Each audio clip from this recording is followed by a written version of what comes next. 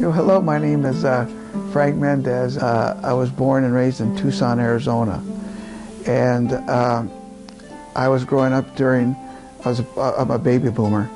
And television was just coming around at that time. And in Arizona, water is lacking at that time, and still is. But what happened was, watching the television, I'd see people, I'd see pictures of the World War II, which had just passed. It's called the big picture. But in doing that, I had a visual concept of what war was. And I would read, and I'd always hear about California and Nevada and Arizona being at war over the Colorado River rights. So in my mind, till I was about 11 years old, I actually thought that we were in an actual physical war. So and people were dying, in my mind, till I was, at that age. People were actually dying and fighting for water. So it made an incredible impression on me because that was my reality, as well as knowing that people who were driving through the state were dying because they were dehydrating and dying for lack of water.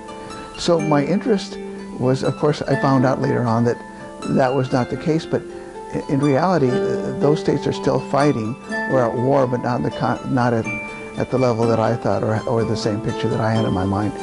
And water is probably one of the most, it is the most essential ingredient that we can put into our body. So in knowing that and having been raised that way, as I grew up and became involved in the business community and business world, and went through that, there's a time where I realized, it's time for me to go back out and do something that I really have a passion for and really believe in. And I went to the Bible and wanted to do something that was biblical. And in the Bible, they're always talking about cleansing waters, living waters, bitter waters, sweet water, and baptismal, the immersion in water. And it was, I found it in every place that I could read. In fact, I took a count of how many times water was used in the Bible. And that's what helped direct me to this, because when I was going to college, University of Arizona, my background was pre-med and chemistry and biology. So I had a chemical and biological background. And when I decided, what am I going to get into? What am I going to do now that I've decided that I'm no longer, in the business world? I thought, water, because people die because of water, and there's a lot of things going on with water that people are not really aware of. After all this time and all these years, people really know very little about water. In respect, they just assume they've been drinking it for such a long time. Okay, I drank it when I was 4 years old, and now I'm 32 or 48 or whatever, and I'm still drinking this water. But they haven't looked at it or really realized what may be in that water. And what's really astounding to people, what really amazes them, is that a lot of the protection that you and I have in reference to drinking water standards and water quality at different levels, most of that was put in place before World War II, before the atomic bomb. So all this legislation that you see to protect us was way back then. And there's very little has been done to really protect us against the modern or the chemical world that we're in, or our environment today. And a lot of people will drink the water and consume it and think that they're very well protected and it's perfectly fine, when it's really not. A lot of times, cities, we take a look and we think that we're going to be protected for this reason or that reason, and government would not allow us to drink this water if it was bad or if there was some problem with it. Well, there are a lot of things that come on up, and they have to allow you to drink the water because, for example, years back there was a concern for arsenic and arsenic levels in the water. At one time, and I'll just use a number of 50, and there was an allowable level of 50 parts per million was allowed in arsenic, and that was the standard. Well, as time has gone by, back maybe about 10 or 12 years ago, they tried to raise that level for arsenic to a level of 5. So all of a sudden you're going from 50 to 5. That's a huge, no matter where you're at, that's a huge numerical jump. And the targeted goal was 0. So all of a sudden they start looking into this one element, and you find out that there's a big problem there. And in trying to reduce that from 50 to 5 and make that a national standard, what would happen if they had done that is there'd be cities in about every community, in every state, that now could no longer deliver water because they did not fit that standard. They're at 7, they're at 8, they're at 10, they're at 49. So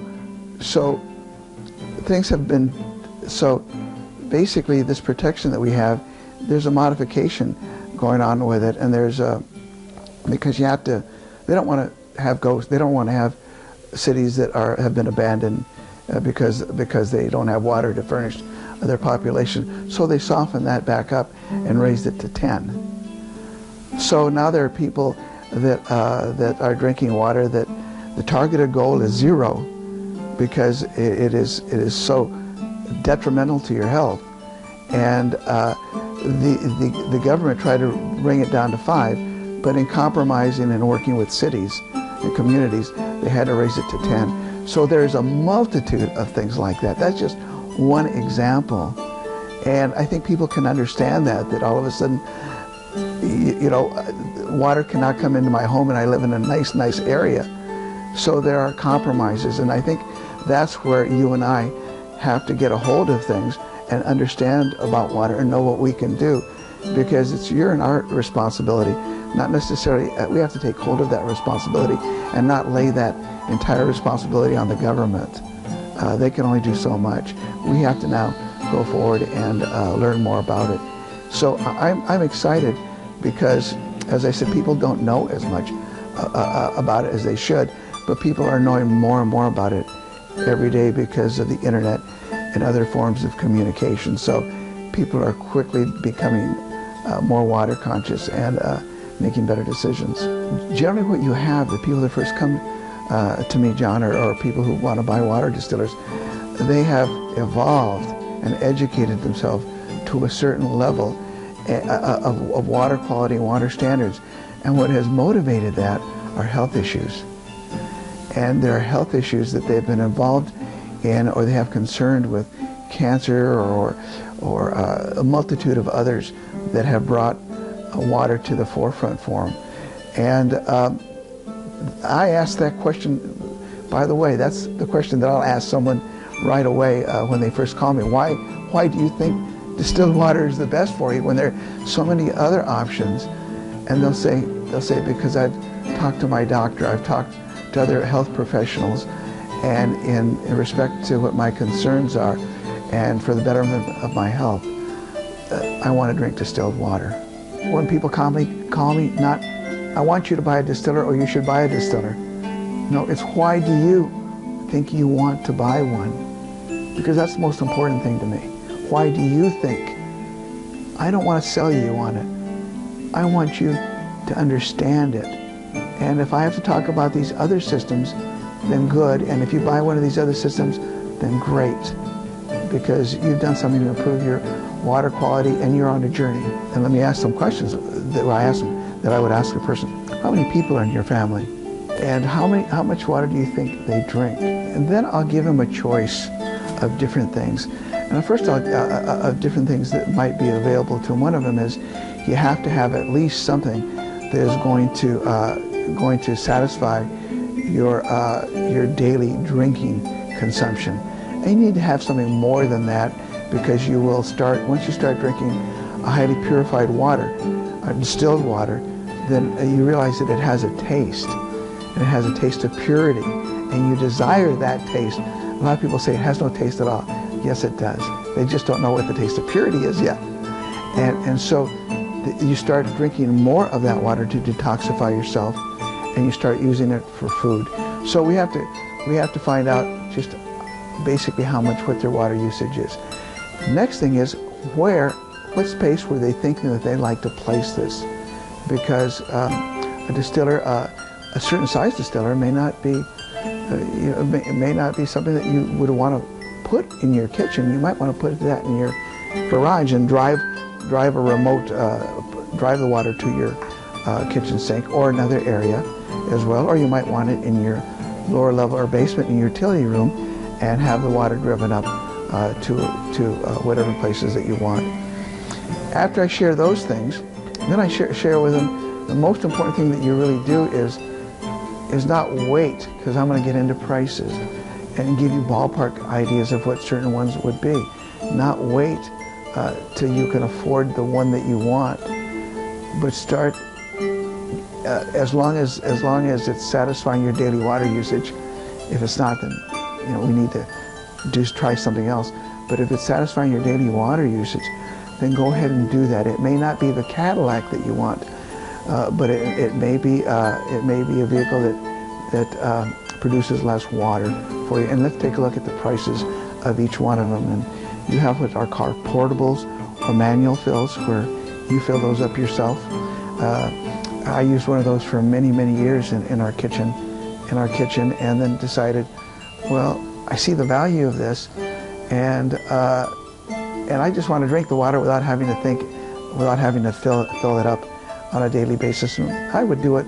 Some people think, well, that's a problem because I have to fill that on up. Well, it isn't as big of a problem as carrying those bottles of water, and it takes less time to fill up a manual or portable water distiller than it does to make coffee, because all you do is fill up the boiling chamber.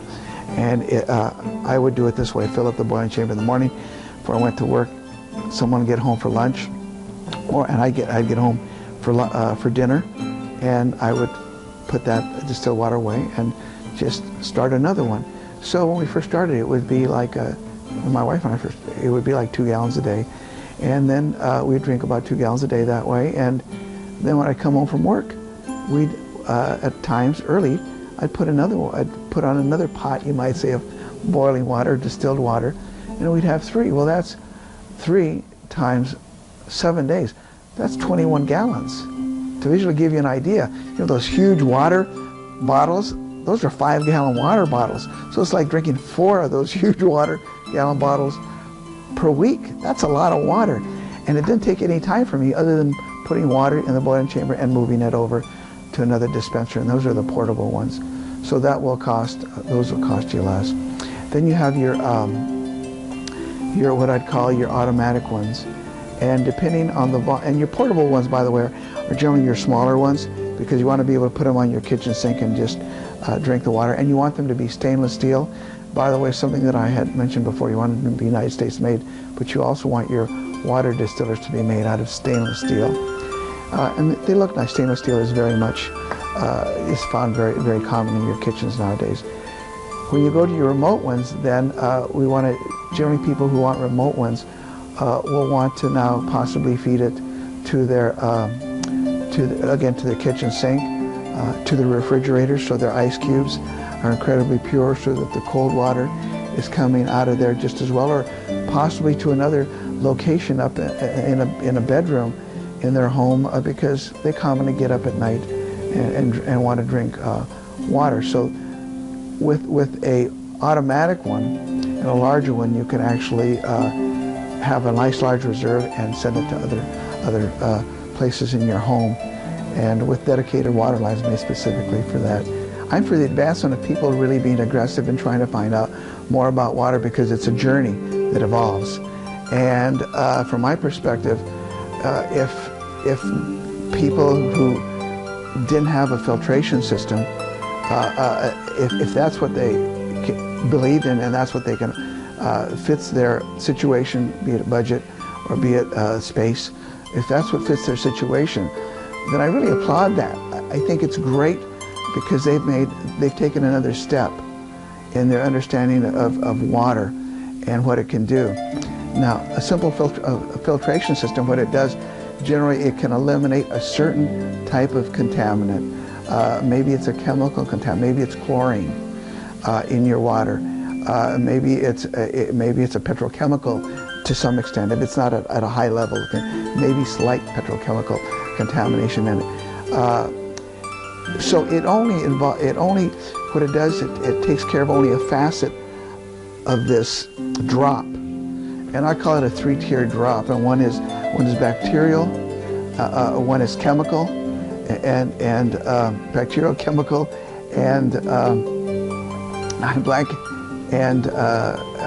total dissolved solids, minerals, type of contamination that you can have, or total dissolved solids. And what a filtration system more commonly does, it can commonly removes is some chemical type of problems that you may have in the water. So therefore, and that's great.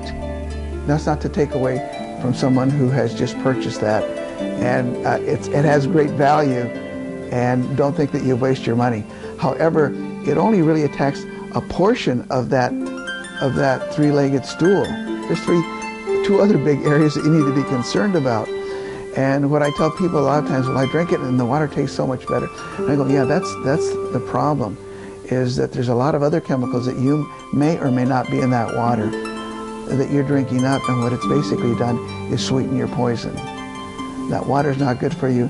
Now it's made it taste better by the removal of something such as chlorine, for example, which is commonly found in your water. Now, reverse osmosis systems are at a higher level of filtration of water treatment, and involves some filtration in it if it's one that you'd want to buy, and it again lifts up your water to another standard as well, and it can be a singular filtration phase or multiple filtration phase.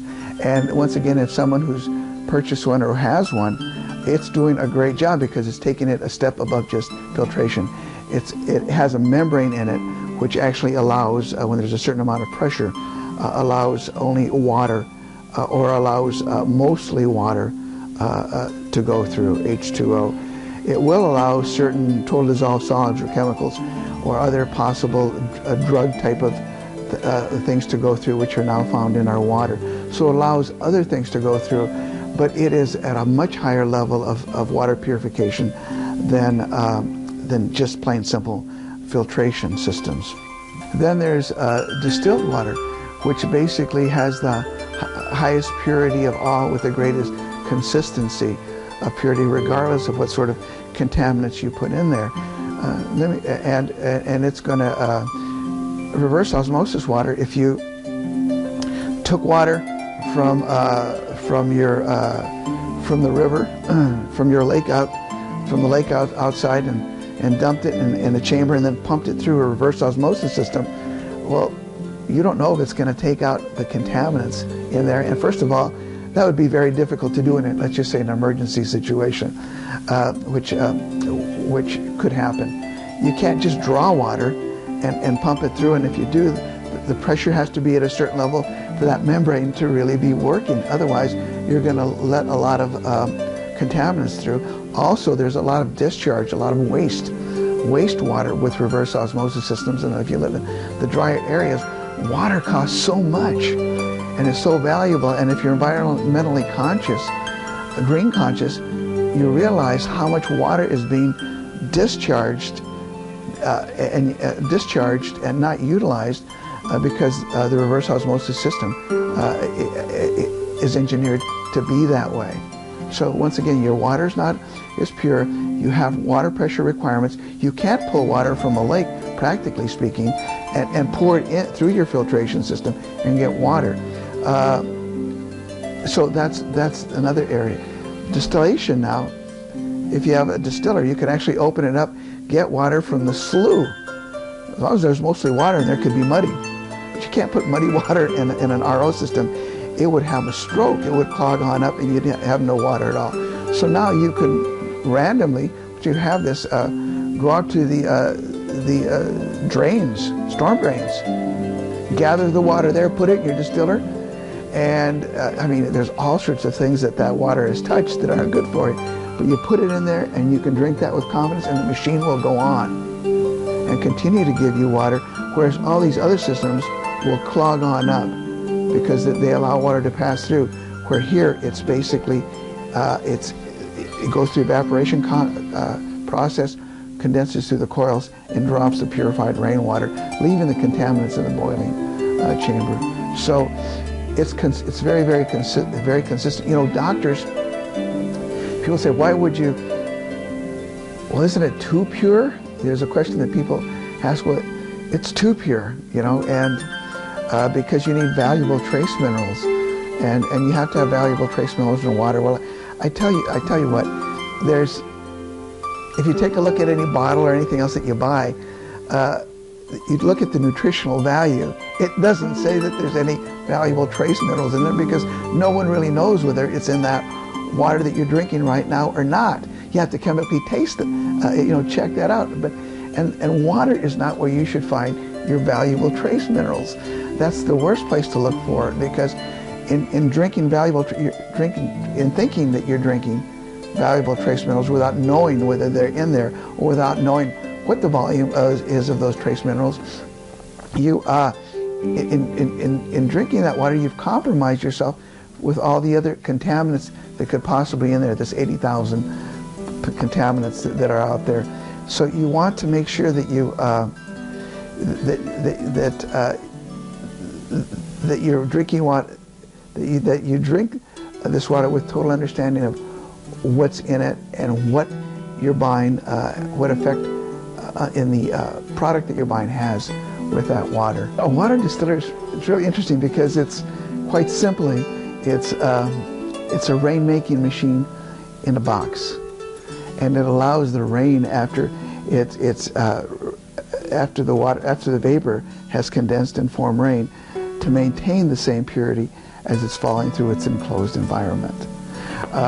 Very much like the hydrological cycle that we see today in nature. And actually, that's really what it mimics. Water will rain, it'll rain, and water will fall in a river, in a lake, in a stream, in your lawn, and it'll infiltrate, and then maybe go through aquifers and work back up into a stream, and then from the stream out into the ocean. Well, through this entire cycle, at any point in time, the sun is out there, and the water will start evaporating. And the evaporation process is what purifies the water. No matter what it's gone through, it may have gone through sewerage, it may be sewerage water. No matter what it's gone through, where it's been, whether it's been in ocean water or not, the evaporation process takes place. In taking place, it eliminates and drops all the contaminants, the poisons, the toxins that are in that stream, river, lake, pond, oil or gas pond, whatever it is.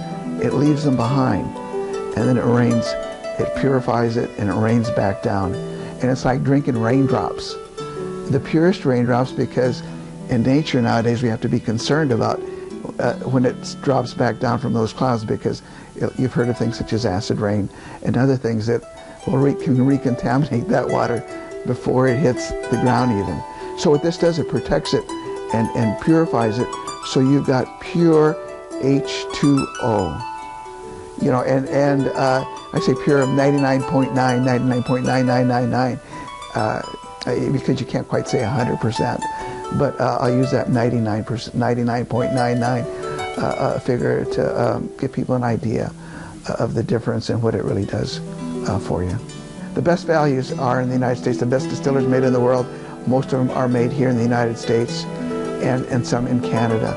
Those that are not, and this is why I'm talking to all, those that are not made in the United States, and we had carried some for some years, we no longer carry because they become disposable, and there's other problems with it. They do not last as long, even though they may be scientifically correct. There's generally other problems, and they do not last as long. So to put your money into a distiller that is not United States made is I would say is not that great of a decision to make, because you're going to put your money into a distiller that may only last a year. We can fit, again, we can find something within a person's budget for them to go forward on it, and that's really what I wanted to really encourage people. Is you can't afford it. The prices are going to vary, because we carry the largest selection of brands that are out there, and someone say, well, why would you do that? Well, because I'm very skeptical about someone who says, this is the very best one made, and you're not going to find anything better in this world. Well, why? Because I carry it. And I can sell this to you, and I can't sell you any other one. Well, that's closer to the truth. So I like people to have a choice, because sometimes, you know, you're already asking them to buy and look at distilled water, but people have their own personal perspectives. A particular distiller may have a particular part of it that they see is more beneficial to them. For example, some are really bright and shiny and should be put out right in front where people can ooh and ah. Others aren't as bright and shiny, but they're every bit just as good, and they produce every bit just as much water. But for the bright and shiny or the glittier one, the one that's a little more glitzy, you're going to pay a little more for the glitz. But bottom line is your water, your production. Spaces, they're configured a little bit differently. So you might want to take this one over that one because of the space requirements that you have. Previously purchased distillers, you have people that have bought a particular distiller of a particular brand name, and they know how to take care of it, care for it, they know how to repair it, they know whatever, which is simple. So they want to stay with that one, regardless of how many others that you have. So there's a multitude of reasons why you'd want different distillers, along with the fact that sometimes you have 3 distillers. When you have the top brand name distillers that are carried and manufactured in the United States or Canada, which is what we do, then you have personal preferences, you have recommendations from other people, but you also have to, you look at these 2 distillers, and sometimes because the product's the same, the value's the same, engineering's about the same, there may be some slight difference, like in one over another, such as this one right now is on sale from the manufacturer, and therefore I can buy it less than I did last month, and that's every bit as good as one of the other ones that he carries, but it's going to cost me less this month. So I will talk to someone and let them know if that these 3 distillers are the same. I bought this one and I love it, but I'd buy these other 2, but right now if I had to buy a distiller all over again, it would be this one, even though I love my own. Why? Because I know the value is the same. I know these distillers really well, and this one right now would cost you considerably less. So I want to save you money and make it more affordable with you, yet not compromise your standards in reference to the quality of the machinery that you're buying. Well, Distillers is, again, a great product that's been around for over 30 years. It's one of the grandfather of water distillers made for home commercial industrial use in the United States. So it's a wonderful distiller. It's one that will produce the highest water that's at the highest quality that you can drink, as well as being very, very affordable. Since it's made in the United States, parts are readily available. And by the way, since I talk about parts, these machines, remember, will last for a lifetime. And the parts, if you switch, you may wear out a switch after X amount of years, 8 or 10 years. They're plug in and plug out. They're easy to move in and out. So any parts are really readily available. And someone should be really concerned with parts, by the way, in anything that they buy, because that sustains that particular distiller. I love distillers, Durstill distillers. I would love to own one as well, and gifting that to anyone I would be totally confident in as well. Precision is Canadian made. Wonderful distiller, every bit as exciting as a Durstill. It has a little more shine, higher buff to it, so it's something that someone might want to put in a dental office where people can actually ooh and ah the machine. So it's even prettier, if you want to call a distiller pretty, than some of the others are. Again, it's going to be, it's an excellent distiller. It's every bit as good as a Durstill distiller. But when I share it with someone, or someone wants to purchase it from me, I'll tell them you might have to wait a little longer for the parts because they come out of Canada, and there's a price differential, again, because it's being imported in, and there's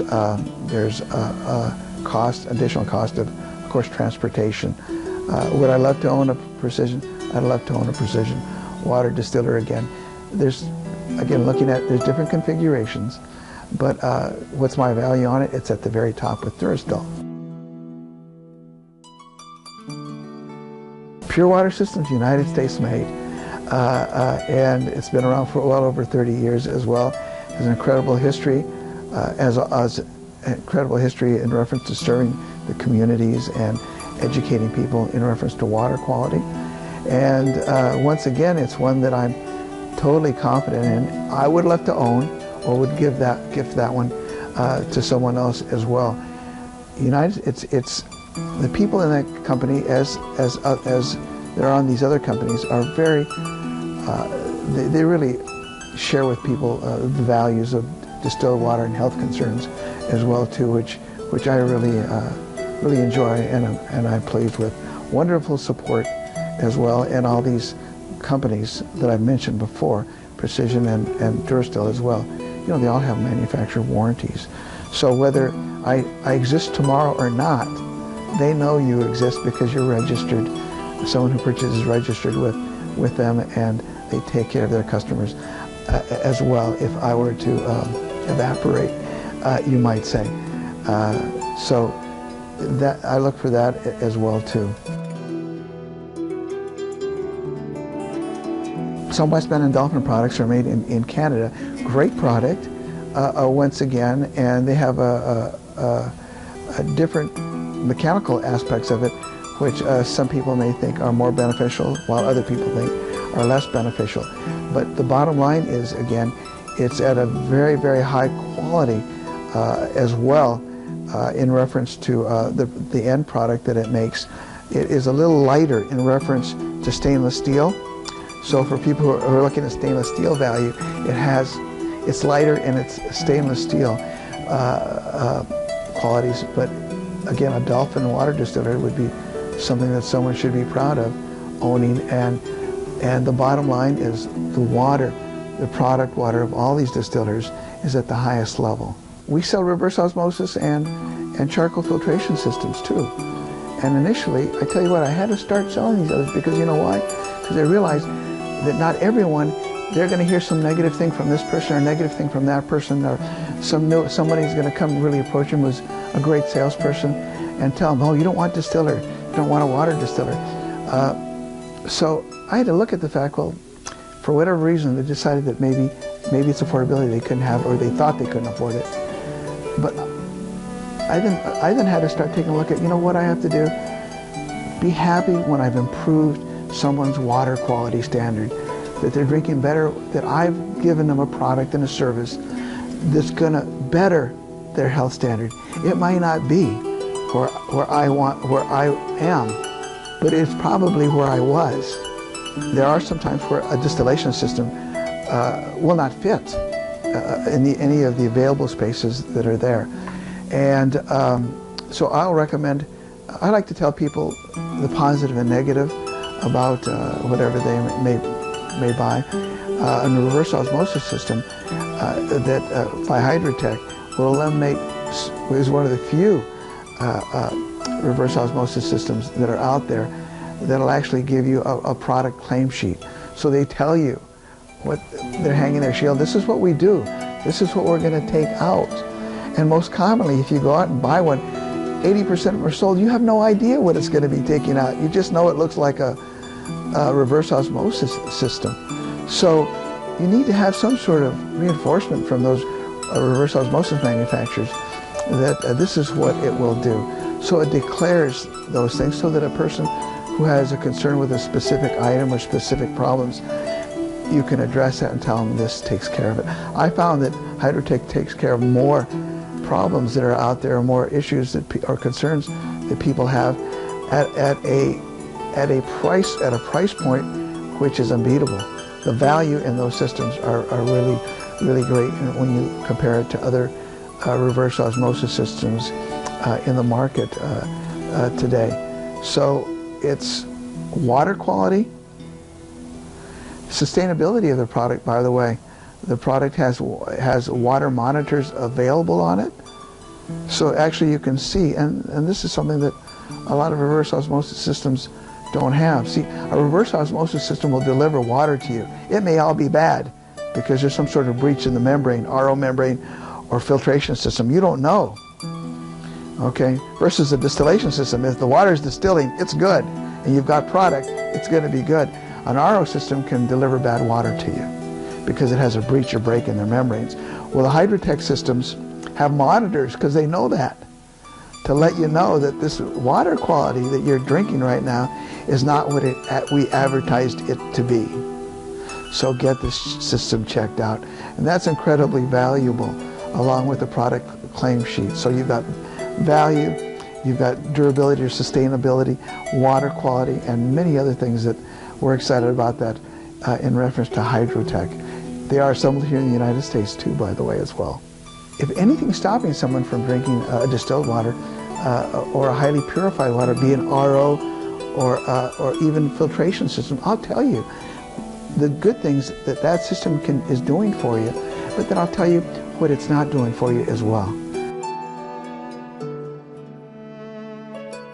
Water distiller, we ship them all over the world, and we can talk to, as long as we speak the same language, then we can, over the phone, direct them as to how to install a water distiller. A person, if they can read the language if they can read the language that's on the manual and the information package that's sent to them, they would have no problem installing a water distiller. But I'd also invite people to ask me more questions, to email me as well, so I can be even more specific. But I guess the bottom line is, they're really easy to install. They're easier to install than reverse osmosis systems, a lot easier. The water distiller, the place that you have to really look at most often is the boiling chamber, where the water is boiled. You have a boiling chamber, the water evaporates and then goes up and around through a heating coil. And by the way, some people out there right away say, well, I've read all over the place, by the way, I'm going to back up right now and say on this distiller that distillers don't take care of gases or volatile gases or so on and so forth. Well, you know, that was written. I'm not saying it wasn't written or they can't find it written, but that's news that was maybe 60 years old now. So someone is putting 60-year-old information in front of you to sell whatever they think you should be buying from them.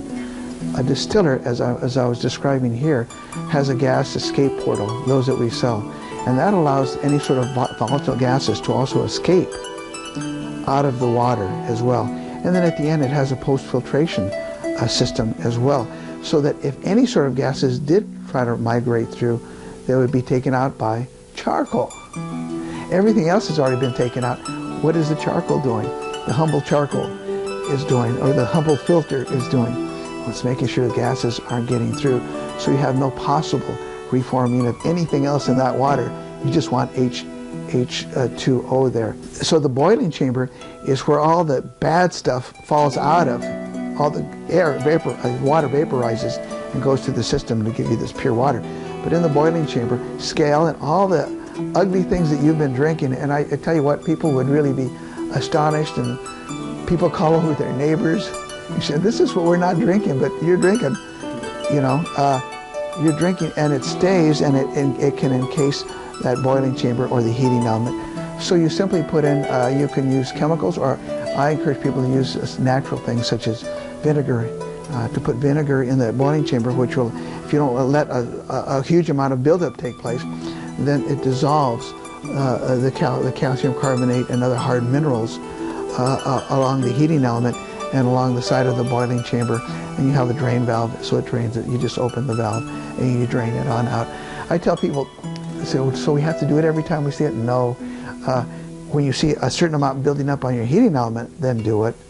And again, you can do it through natural cleaners like vinegar, or you can use other chemicals which will work quicker on that to remove it quicker. So it's basically just making sure that your boiling chamber is clean.